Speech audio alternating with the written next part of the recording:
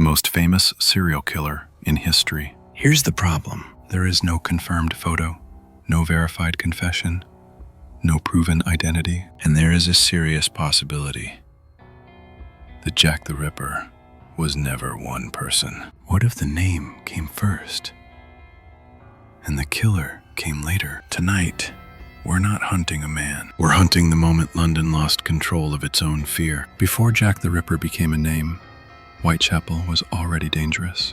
London had exploded in size. Industry brought money to some parts of the city, but it crushed others under its weight. Whitechapel absorbed the overflow. Immigrants, day laborers, widows, the unemployed, the unwanted. People slept wherever they could. Lodging houses packed dozens into single rooms.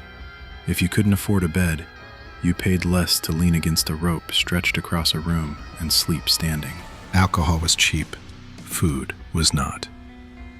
Violence wasn't shocking. It was routine. For women, especially poor women, options collapsed quickly. Sex work wasn't a secret in Whitechapel. It was visible, normalized, and deeply tied to survival.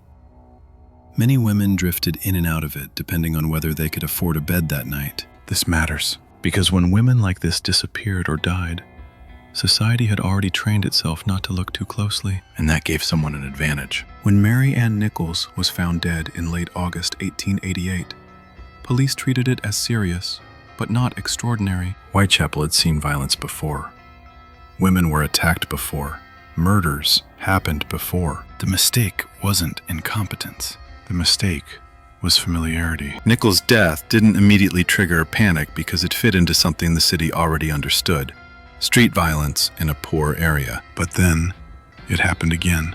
Annie Chapman, 1 week later. Same neighborhood, same early morning timing, same sense that this wasn't random. Now police had a problem, because two similar murders suggest one of two things. Either the area is spiraling completely out of control, or someone is repeating himself. And repetition is what creates monsters. Here's where fear begins to organize itself. The murders weren't clustered in one building.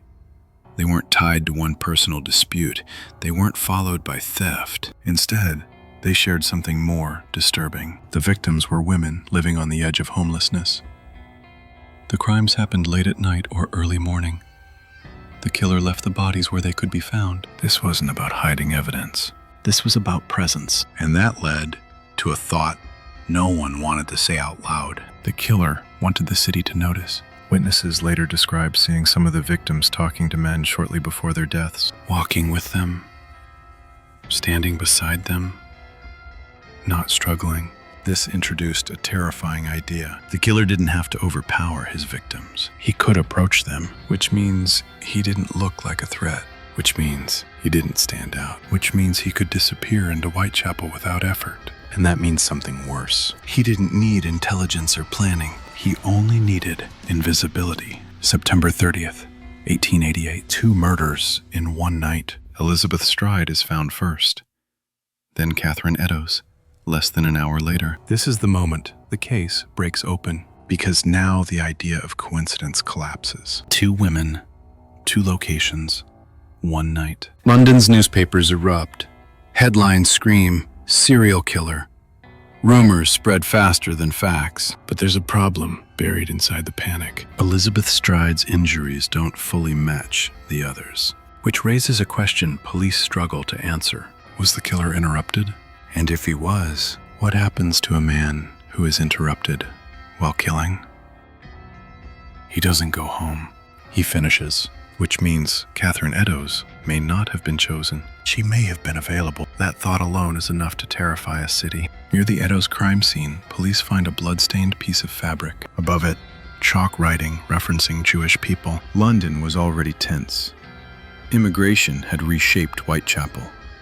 Anti-Semitism simmered just below the surface. Police erased the writing before morning, and with that decision, they created a second mystery. If the message mattered, evidence was destroyed. If it didn't matter, panic was prevented. There is no version of this choice that feels clean. And that's the theme of the entire investigation. Every decision trades one risk for another. Mary Jane Kelly is found dead in November. Unlike the others, she is killed indoors. This changes everything, because indoors means privacy. Privacy means time. Time means control.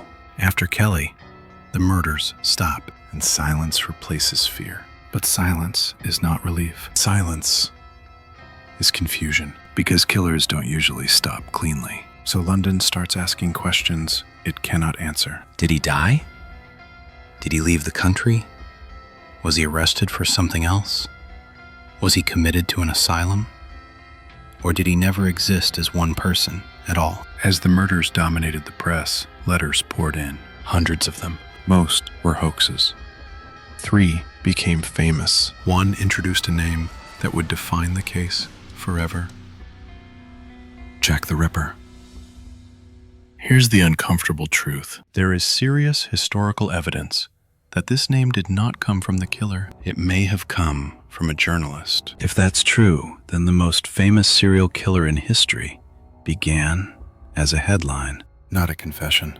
And once that name existed, it changed everything, because fear now had a label, and labels spread. After the name appeared, everything accelerated. More letters arrived, some mocking police, some threatening, some grotesque. One letter included part of a human kidney. Whether it was real or a stunt remains debated, but it didn't matter, because the message worked. People were horrified, and horror creates attention. Attention creates pressure. Pressure creates mistakes. If the killer wanted chaos, he got it, even if he didn't write a single letter. Police questioned thousands. They detained dozens. They chased leads that pointed in every direction. But they were fighting with bare hands. No DNA, no fingerprints in a modern sense. No way to track movement across a city of millions. And Whitechapel was designed to swallow people. Crowds, dark alleys, transient residents. A killer didn't need brilliance. He only needed to blend in. Here is the failure that matters most. The victims were women society already ignored. Poor, unstable, disposable in the eyes of power. The city did not protect them until fear forced it to pretend. Jack the Ripper didn't just exploit darkness. He exploited neglect. And neglect is harder to fix than crime. Locals formed patrols. They watched the streets at night. They followed strangers. They reported suspicious men. But fear doesn't sharpen judgment. It distorts it. Patrols created rumors. Rumors created scapegoats. Scapegoats protected the real danger. If Jack was still out there, this helped him. Violent deaths continued after the Canonical Five. Some resembled earlier crimes. Some didn't. Here's the problem. Once a killer becomes famous, imitation becomes possible. And once imitation enters the picture, history fractures. You can no longer tell which crimes belong to one hand, or whether there was ever one hand at all. People want complex answers. Royal conspiracies, medical geniuses, masterminds outsmarting police. But the truth may be simpler. London in 1888 was not built to solve this crime. The streets hid the killer. The tools failed investigators. Society ignored victims until it was too late.